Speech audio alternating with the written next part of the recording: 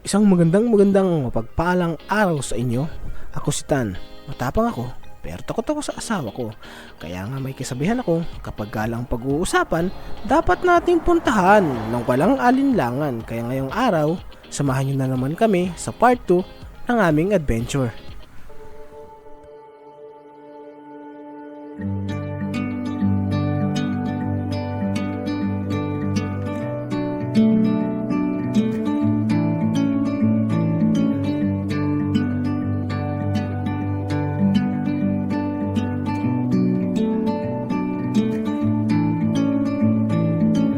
I'm leaving home for the coastline, someplace under the sun.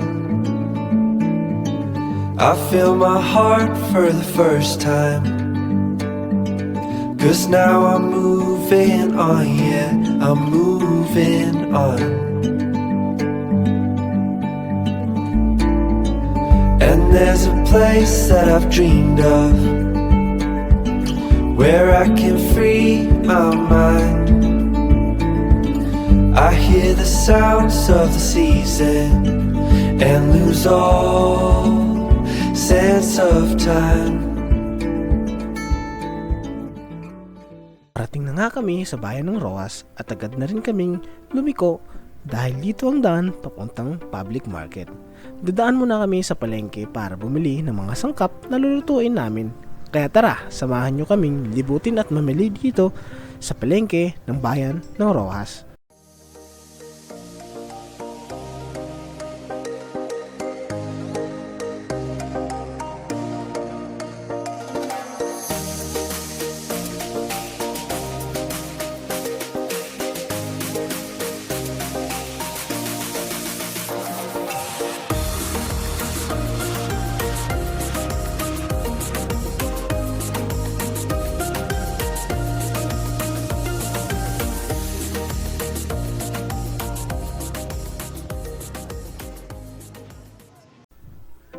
Pagkatapos nga namin bumili sa palengke ay dito nga namin naisipan na kumain sa gilid ng kalsada. Since may dala rin naman kaming mga baon para sulit talaga ang adventure. Kaya tara, kung nanonood ka man ngayon, kumuha ka na ng kanin, ulam at sabayan mo kami sa ating pagkain for the memories. Ganito pala ang pakiramdam pag kumain ka sa gilid ng kalsada. Daming asong nag-aantay ng tira-tira. Kaya tara, babiyahe na ulit tayo papuntang San Vicente.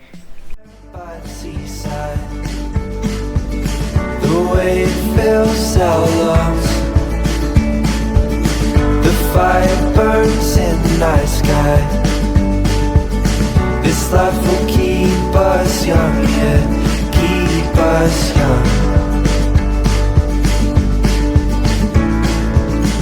And we will sleep by the ocean, our hearts will move with the tide, and we will wake in the morning to see the sun paint the sky. I'm moving far away to a sunny place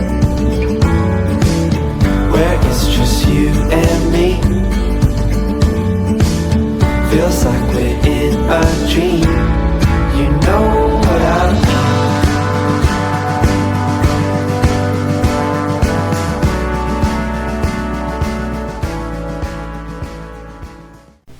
At nakarating na nga kami sa Long Beach ng San Vicente. Agad-agad na kaming bumaba para agad na rin namin masilayan ang ganda ng Long Beach ng San Vicente. Ang San Vicente ay matatagpuan natin sa northwestern side ng Palawan. 14.7 km na Long Beach based sa aking research sa Google. Kaya maganda talagang mag-camping dito dahil solo mo yung ibang area ng Long Beach. Hindi pa siya ganun kadaming tourist na pumupunta, kaya kahit maglasing at magmaoy ka dito, walang makakarinig sa napakapangit mong boses. At sinetap na nga namin ang aming pangmalakasang generator na 2-stroke na kayang pailawin ang buong Palawan dahil sa palay kong patay sindi na kahit malayo pa ang Pasko, patay sindi pa rin, only in southern part ng Palawan. Ito nga pala ang aming chef cook na si Carl. Sinimulan niya nang hiwain ang kanyang hinihiwa hanggang sa ito ay tuluyan nang nahiwa ang kanyang hinihiwa. What? Dumating na nga na may dalang Gin D4 si Jojo. Di bali na daw maiwan ng asawa, wag lang ang Gin D4. Dahil dito lang daw siya kumukuha ng lakas at vitamins sa pang-araw-araw na hangover para everybody happy. Gago! Natapos na rin nga namin i-set up ang tent generator at nakapagluto na rin, kaya ngayon it's time to hayahay moment muna para pagdating ng dilim may kondisyon dahil siguradong mapapalaban ako mamaya sa Gin D4 ni Jojo. At sinet up ko na rin ang camera para kahit papaano may mga moment kaming magkakasama sa inuman at kung sino ang unang matutulog at matitira. At dumating na rin sa point na lasing na kami, kaya dinaan na lang namin sa larong takbuhan at tawanan bago kami pumasok sa aming tent. Siguro. Oo. Versus ano to? Versus ano to? Puta, taguro talaga. Teo. Yan. Hanggang saan? Hanggang sa maabot ng ilaw. Hanggang sa maabot ng ilaw ah! Sige. 1, 2, 3, go! Go! Ala! Bakit go? Hindi na maabot ng ilaw. Hindi na maabot ng ilaw, puta! Parang sigbin.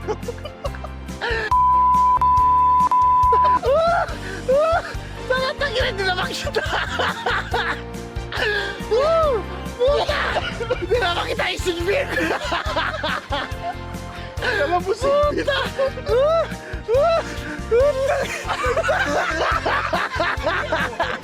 na makita!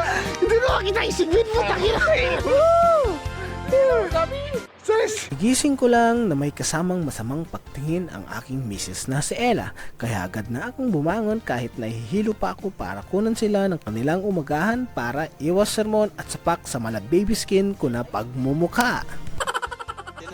Habang ang iba ay busy sa pagkain ng kanilang agahan, ito namang si chef na si Carl at Taguro ay busy sa paghuhuli ng 4 na kilong isda. Sige, pagpatuloy niyo lang at nang makarami. Nga pala ang area kung saan kami malapit nag-camping. Dito nyo lang yan matatagpuan sa Inunding River ng San Vicente. Kung makikita nyo, ito yung ilog at doon naman ang dagat.